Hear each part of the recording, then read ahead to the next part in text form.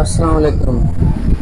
तो अब हम सेकेंड ईयर की केमिस्ट्री चैप्टर नंबर 8 की अल्कीन की प्रिपरेशन परफॉर्म करने जा रहे हैं।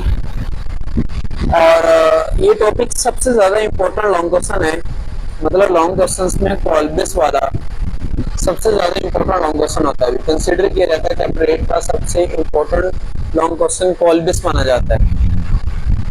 और वो आपको कहते हैं कि अल्कीनी प्रिपरेशन करें कॉलबिस मेथड से, कॉलबिस इलेक्ट्रोलाइटिक मेथड से, या आपको कह सकता है कि अल्केन को प्रिपेयर करें कॉलबिस इलेक्ट्रोलाइटिक मेथड से, या कह सकता है इथाइन या अल्काइन को प्रिपेयर करें कॉलबिस इलेक्ट्रोलाइटिक मेथड से।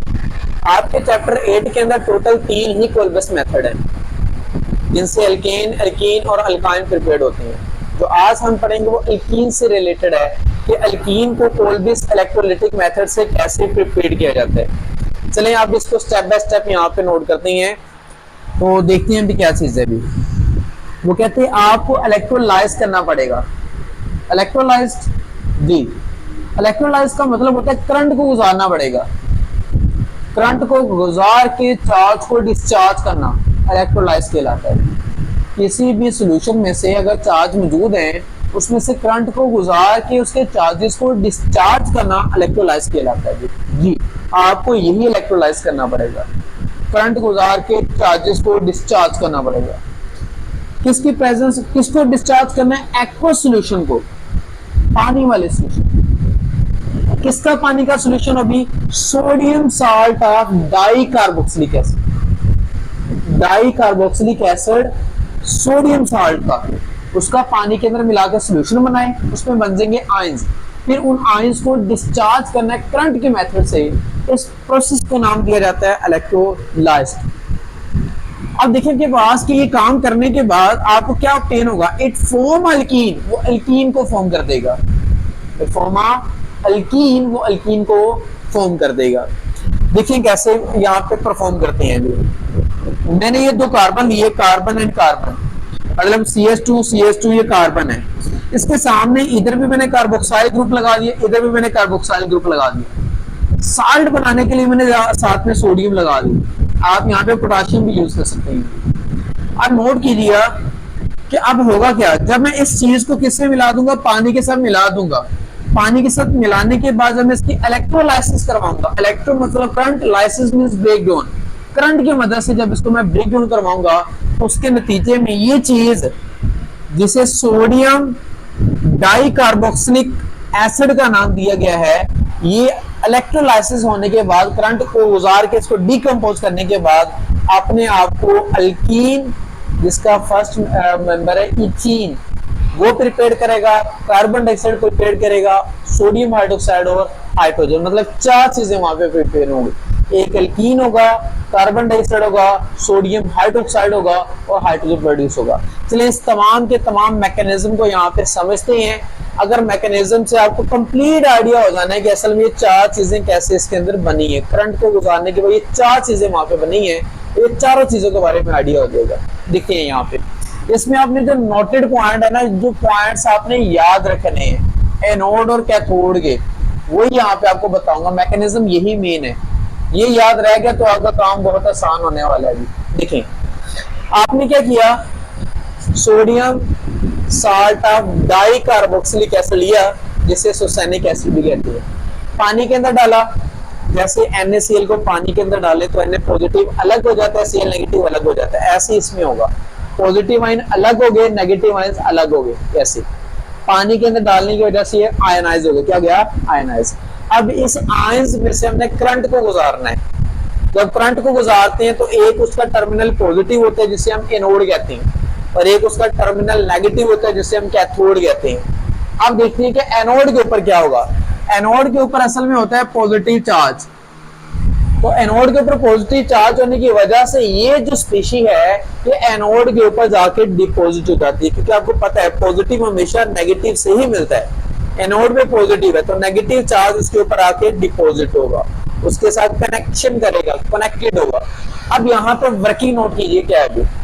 यहाँ पे नेगेटिव के ऊपर कुछ नहीं लिखा हो तो इट मींस -1 है, इसके ऊपर नेगेटिव कुछ नहीं लिखा, -1 है। अब इसकी इलेक्ट्रोलाइसिस देखते हैं किस तरीके से होनी है। इस इलेक्ट्रोलाइसिस से पहले आपने 3 पॉइंट अपने माइंड में बिठा लेने हैं।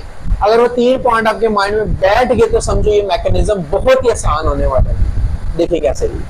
पहला नोट पॉइंट कि नेगेटिव आयन जब भी एक इलेक्ट्रॉन लूज करेगा तो वो फ्री रेडिकल बनाएगा।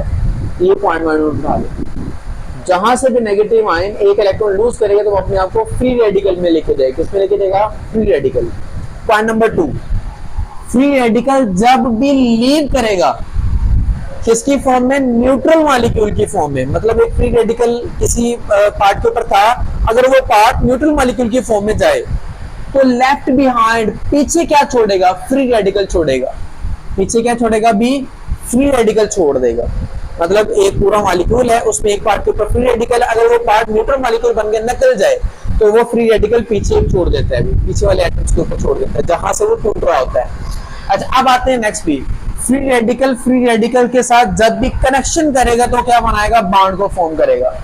ये 3 पॉइंट अपने माइंड में बिठा लें, देन आपको इसका मैकेनिज्म इंतहाई आसान लगने वाला है। जी हाँ, इंतहाई आसान। अब नोट कीजिए पहला पॉइंट भी, इसके ऊपर नेगेटिव चार्ज है। एक इलेक्ट्रॉन ऊपर से निकला, एक इलेक्ट्रॉन नीचे से निकला, जिसकी वजह से टोटल इलेक्ट्रॉन निकले 2 और 2 इलेक्ट्रॉन लिख दिए, क्योंकि इसने एक इलेक्ट्रॉन लूज किया, इसने लूज किया, तो ये भी फ्री रेडिकल बन गया, ये भी फ्री रेडिकल बन गया। ये सैंपल डाल दिया फ्री रेडिकल के उसके ऊपर, 2 इलेक्ट्रॉन निकाल के फ्री रेडिकल के सैंपल दोनों के ऊपर लगा दिए। पहला काम हो गया इसका।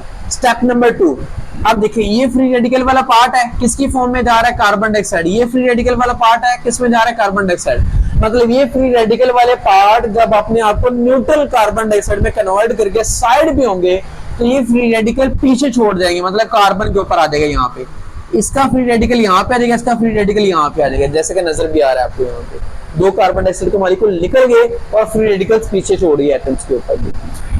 पॉइंट नंबर 3, तो ये फ्री रेडिकल जब फ्री रेडिकल से कनेक्टेड होगा तो वहां पे बॉन्ड फॉर्म होगा। एक बॉन्ड पहले था, एक और बॉन्ड बना जिसकी वजह से वहां पे डबल बॉन्ड हो गया।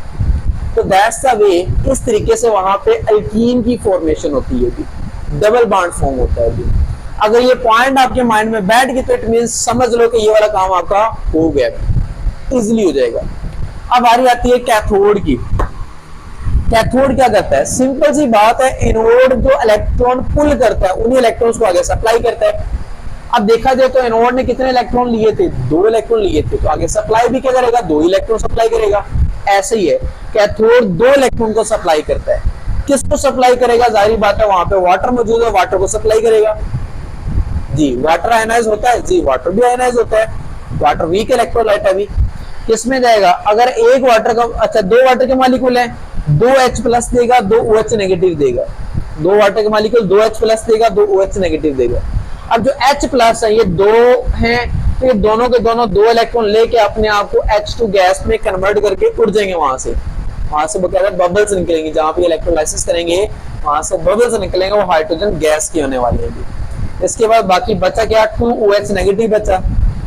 ये 2 OH नेगेटिव और स्टार्ट में मौजूद सॉल्यूशन में 2 Na पॉजिटिव और नेगेटिव आपस में जुड़ के वहां पे सोडियम हाइड्रोक्साइड यहाँ पे फॉर्म कर देंगे। और इस तरीके से ये मैकेनिज्म आपका कंप्लीट हो गया और इसने टोटल 4 चीजें बनाई। कौन कौन सी चीजें नोट कीजिएगा? फर्स्ट चीज कार्बन डाइऑक्साइड, सेकंड चीज इथीन, थर्ड चीज hydrogen gas and last sodium hydroxide. जैसे मैंने आपको पहले जिक्र किया कि इस रिएक्शन के अंदर, इस इलेक्ट्रोलाइसिस के अंदर टोटल वो 4 चीजें बनाएगा और 4 चीजें यहाँ पे बना रहे हैं। तो ये चीज इस लिहाज से अगर आप करेंगे तो मेरे ख्याल से इंतहाई आसान लगेगी।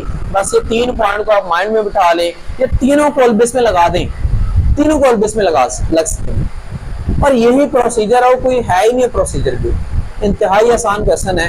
आपने इस मेथड को बस नोट करना है कि नेगेटिव आयन जब भी इलेक्ट्रॉन एक लूज करेगा फ्री रेडिकल बनाएगा, और फ्री रेडिकल वाला जब भी लीव करेगा न्यूट्रल मॉलिक्यूल की फॉर्म में तो लेफ्ट बिहाइंड पीछे फ्री रेडिकल ही छोड़ के जाएगा, और लास्ट पे फ्री रेडिकल से जब भी ज्वाइन करते हैं तो वहां पे बॉन्ड फॉर्म होगा। ये 3 स्टेप पे जब भी लगाने इसको ओपन करने की जरूरत नहीं है, ऐसे सोल्व कर दें, नंबर पूरे मिल जाएंगे आपको। ठीक है, ओके भी, अल्लाह हाफिज। मेरे ख्याल से आपको समझ आ गई होगी। नेक्स्ट लेक्चर के वेट कीजिएगा। ओके, अल्लाह हाफिज।